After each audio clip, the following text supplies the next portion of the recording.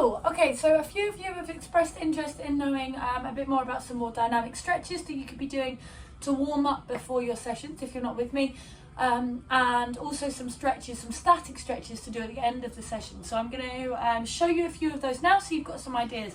So before a session you want to be doing dynamic stretches. What this means is stretches that involve movement. So rather than just standing in a stretching position or holding a stretch, we're actually going to be getting some movement into the positions to get the joints moving, excuse me, as well. So you've probably seen a lot of these before in sessions together, but you know, these are some ideas for things that you could be doing outside. So you can always use this video, you know, if you're on your own and you want some stretches. So the first thing we're going to do is we're going to get onto all fours, just like so, and we are going to do some cat-cows. So this is really good for warming up the spine. So when you first do these, let's do them gently, not too much movement. But as the back starts getting a little bit warmer, we can start really arching and really pushing out like so.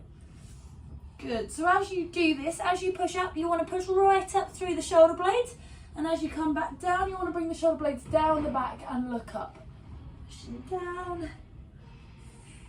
just like so. Okay, so once you've done a few of those, maybe a few more than I've just done, we are going to do sort of like a dynamic child's pose. So we're going to take the knees quite wide, toes relatively close together, but they don't have to be touching. You're going to come to sit back into a child's pose, but then really reaching forward, you're going to come forwards and push the hips down towards the ground. And we're going to move around a little bit like this. I don't know if you just heard my hip crack. I'm using these as a warm-up for my own workout now. Good. So rocking backwards and forwards, just getting a little bit of movement in the hips. Do this gently if you need to, just sort of rocking around a little bit. That's fun. Now we can also warm up the wrists a little bit in this position. So notice that my elbows from this position, they're not locked out like so. They're relatively loose. We don't want to lock the elbows. We don't want to really lock any of our joints out at any point, because that increases our risk of injury. But keeping the elbows nice and supple, and my wrists are directly below my shoulders. We're going to roll around a little bit, doing sort of a circular motion with the body and going back in both directions. It doesn't really matter how much you move, just get moving. And then we're going to bring the hands so the fingers are pointing outwards. Do the same again, rocking around a little bit, and then you can turn the fingers inwards. Again, rocking around, and then if you can also bring them all the way back.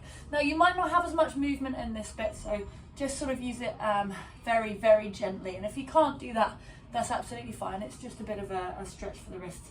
You can also sit back and just roll them around like this. Wrists are really important, especially if we're doing anything involving dumbbells or barbells. Now we can warm up the elbows a little bit, thrusting the hands forwards and backwards. Just like so. Excuse me, sorry, I'm not feeling too fantastic today.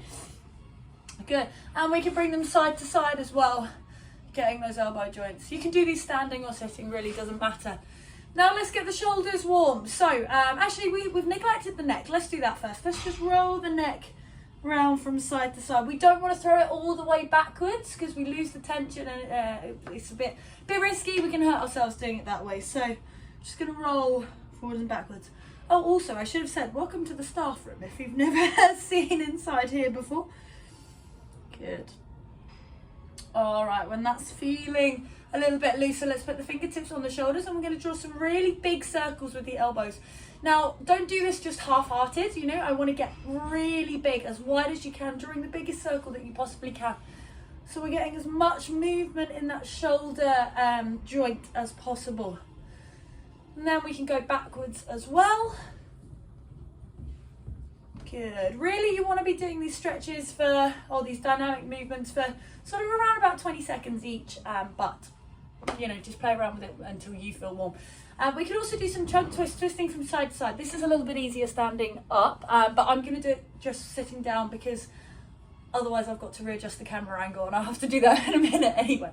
So I would stand up and do this, but you're just looking from side to side, trying to actually keep the lower body still, so it's just getting the upper body and the midsection warm. Okay, we're going to do a dynamic hip warm up And then I will stand up and show you some more things up there that I've got to remember. Hip circles and fire hydrants. Okay, so we're going to come into actually a full kneeling position, so on both knees, and you're going to bring one foot forwards. Now, with this movement, what we're going to do is push the hips forwards like so. The key here is that I'm not sitting really far straight up and arching my back. I'm keeping my tailbone tucked under, so it's called posterior and pelvic tilt, posterior pelvic tilt. And we're going to tilt that pelvis down, and we're going to keep it down as we come forwards. So my back is straight. Notice how my head is down as well. I'm not looking right up here because we want to keep that spine nice and straight. And we're going to wiggle around a little bit in this position. So later we can use this as a static stretch, sort of after a workout, but if we're warming up before a workout, we want to get some movement in there. If you have the flexibility, you can actually come all the way back and forwards if you have the flexibility and the balance, but it takes some practice, this one. So something perhaps to work towards. Good. Also be wary if you do have any knee injuries, you're going to want to make sure that there's something soft underneath that knee and just see how it feels. If you get any pain, then skip this one. All right, now we're going to switch legs. Whoops, don't fall over. Good. Back and forwards, just like so. Okay, another one we can do in this position actually, so with one leg forward, actually I'll do it this way so you can see. So say I've got my left leg forwards, I'm going to put my right hand on the floor in line with my foot, but, excuse me, but my foot is on one side of the mat and my hand is on the other, so they're a good enough distance apart. Now what I'm going to do with my left arm is reach up towards the sky, looking up towards the sky too, and then I'm going to bring my elbow down towards the ground. We're going to look up, and as we exhale, down. As we breathe in, reaching up, and down. Good. Getting as close to the floor as you can. All right, you could do that a few times and then switch over to the other side. I'm going to show you from this side what it looks like. And because I need to be even and I can't demonstrate one side without doing the other. Okay, lovely, good stuff. Now we're going to stand up. Let me step back a little bit. Let's get those hips warm. So feet around about shoulder width apart, or even a bit wider if you need the balance. We're going to swing the hips around in some nice circles. We're going to go in both directions. You probably want to do these a few more times than I'm doing them for. Do them for a little bit longer. And we can also do some hip circles as well. So you can hold onto something for balance, or if you really trust yourself, you can do it without. We're going to bring the knee up, out to the side, and then bring it all the way round in a circle. So from a side on, it's coming up, out, and then my foot is turning around, coming towards the back and forwards. Good. You can also do this in the other direction. Good. And then you're going to do the other side. Oops, as well. Gosh, I'm clicking and cracking a lot this morning. Good. So that's a nice one. And just a few more. You can give yourself a hug with your knees. You can do this without your knees as well. Just getting warm. All right, and a little bit for the ankles. Maybe roll the ankles around a little bit. And then maybe we can just do a couple of nice body weight squats as well. If you have got the flexibility, you can come all the way down into a deep squat. You might want to hold something if you're not used to this, because you'll probably tip backwards. But you can sit around in this position as well and sort of rock back and forth. If you are advanced, you can bring your knees down like so. There you go. There's some ideas for some warm-up dynamic stretches and movements that you could be doing that gets the whole body warm and ready to go. Oh, one more, which is a really nice one to get the heart rate up too. Let's take the legs wide, arms out. You're going to come down, touch one toe, and then the other. This is a good one to do once you've done all the others, because it's going to start getting the heart rate up a little bit as well.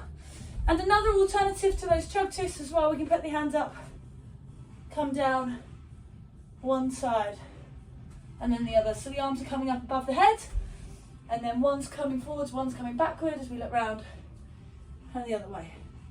All right, that's all I can think of at the moment. I hope that helps, and I'll do some static stretches next.